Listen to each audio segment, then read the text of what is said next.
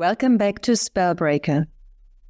In this episode, I will talk about my approach to healing, to personal development, to the shifts we are all experience in our personal lives and also in the collective. I was working in my practice in Germany for over 10 years till I moved to Mexico and started working mainly online. So in my practice as a holistic therapist, I was treating patients, and in the beginning, as I was eager to heal them, to save them, to help them. And very soon I found out that this is not the way it works. Every body can only heal itself, and I can only be there to soothe the systems, to make space for healing, for the body and the mind gets into these self-healing capacities. If, for example, the pain is not so bad, or if the symptoms are not so exhausting or so loud, talking so loud, then the space opens for healing. So this is my job, and what also was my job, what also became my job then, was facilitating my clients and patients to really remember who they are and what their purpose is, what they want in life, what's not functioning anymore for them, because these are all the things that prevent you from healing. What healing really means, from my point of view, is to give up the version of you that you created in order to survive. And this is a really important sentence. Healing means to give up the version of you that you created in order to survive. Because we all have these survival programs, these coping mechanisms we invented, we installed in order to what we believed was necessary to survive. And they became our autoresponder. They became our everyday's life, and we don't even know anymore that these are coping mechanisms, and that they don't serve us anymore, that we are not in a situation anymore that we require them, and that we can give them up. But we are so used to them, they're running on autopilot. So, and this is in any respect, whatever you want to heal, also if it's your relationship, your business, your place in the world, whatever, but also your body, it's to give up this version. And this version is a program. So this is the first thing, or the most important thing, to find out what is not functioning anymore for you. What are these programs that do not serve you anymore? What can you change? And to really find out who you are and making peace with that. And this requires a lot of honesty. This requires to take really responsibility.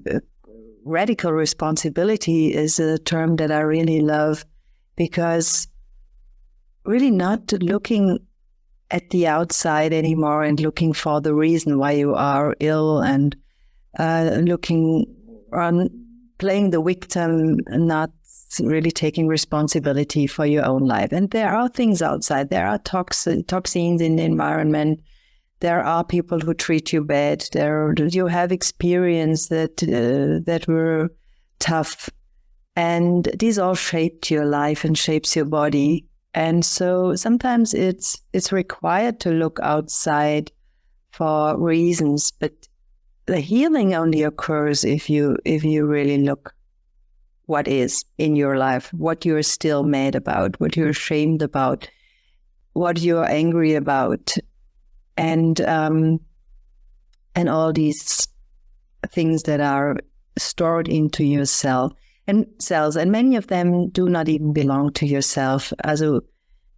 We we live in a time where we really acknowledge that we have the programs, the traumas, the emotions, the pain, the experiences of our ancestors in our cells, in our genes, and we carry them with us. They shape our life as well. And we can change that. This is the good news. We really can change that. So making peace with what is really, it's a courageous act, and it's the most relief, as it can give you the most relief if you're really choosing to do that. And I will give you an example for that. It was in a class of mine where I facilitated a class, and there was this lady, this young, beautiful lady, and she asked for facilitation for her marriage. She was not happy in her marriage, and she was explaining why and all the bits and pieces, what was so tough for her, and the energy was very clear for me, because in the facilitation I listen more to the energy than to the words. So the energy was very clear. She already left her marriage. And so I asked her if nothing would play a role, not money, not the judgment you would receive, not your moral standards, not your children. She had one little girl, not your daughter, not your surroundings, not your economic situation, not your social situation. What would you choose? And she said instantly, I would leave. And saying that, because this came just out of her heart, and saying that, her whole face and being relaxed. And we went further with the facilitation, because it was not about she just leaves and say, okay, I'll leave my marriage. But it was acknowledging that, really be honest with herself, that in this moment, the marriage for her was over. She already left. And acknowledging that she could really say, okay, yes, this is truth. This is my truth. But at the same time, I will not leave now. My little girl is too young. I would have difficulties with the money. My family is very religious. They won't support me when I leave my husband. My husband would create really a mess with me when I leave him. So I'm not ready for that. My child is too young. Sorry, I'm not yet in a situation where in a financial situation. So I will work on that. She started at that time to give classes, and with a healing method. And she said, okay, I will develop my classes. I will go on, and I will see when it's time, when it's good, when it feels the right time to leave. And she was so relaxed, her whole being relaxed into that. There was nothing to do in this moment, because this is always the question. Is it now? Is now the time to change something? And very often it's not now the time, but now it's always the time to acknowledge, to be honest with it. So this is really something that can really change everything. And I experienced that in many different settings with clients, and it can lead to different things. She actually divorced a couple of years later, but it could also have been that her energy changed and her marriage changed.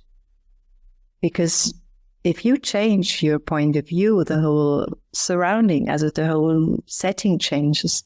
So this is something I really encourage people to look at what is, and not from an utopian ideal, or from distracting yourself and telling yourself stories about the reason and a lot of reasons and justifications why a situation is like that, but never change something, but really looking what is, and not necessarily having to do something with it, and especially not instantly. So, and all this from really being kind, not from judgment, being kind to yourself, knowing that everything is okay. You are okay the way you are. There is nothing to get to. It's more like letting go of the programs. And the major program, and this is why this is called Spellbreaker, is to get rid of the spells. Because if you listen to this, most likely you felt wrong your whole life. You didn't fit in. You were different. You were maybe thinking different. So this term of neurodivergent, I don't like to put it in boxes or in diagnosis, but just to get clear on that, this different way of thinking many of us have, and it's not, for me, this is strange to have a normal way of thinking, because we all think differently and we all have different experiences and we have different brains, and this is good. This is a good thing, because we have a very complex world, and approaching it from different ways of thinking is just beautiful. And from my point of view, we are in one of the biggest shifts in human history, and we are creating a new world now, and everybody has something. If you are here in this body now, in this time, you have something to gift to that process. And your puzzle piece, the one you have, what you know, the way you think, is a puzzle piece that adds to the whole and makes the whole thing beautiful. Because our future will not be a utopian ideal from the past projected into the future. Our future will be something totally new. And we cannot create that in thinking in a linear, old way. We have to approach it in many different ways. So what if exactly how you think, what you want to bring to the world is the puzzle piece that is urgently required. So if this speaks to you, get in touch with me, look in the show notes for the contact details, and let's get in touch, and I'm looking forward to seeing you. If this episode stirred something in you, share it, speak it, don't file it away. And if you're ready to go deeper, download the Truth Code Activation. It's free, it's raw, and it's built to shake loose what's no longer yours. See you next time, and until then, stay real, stay weird, stay free.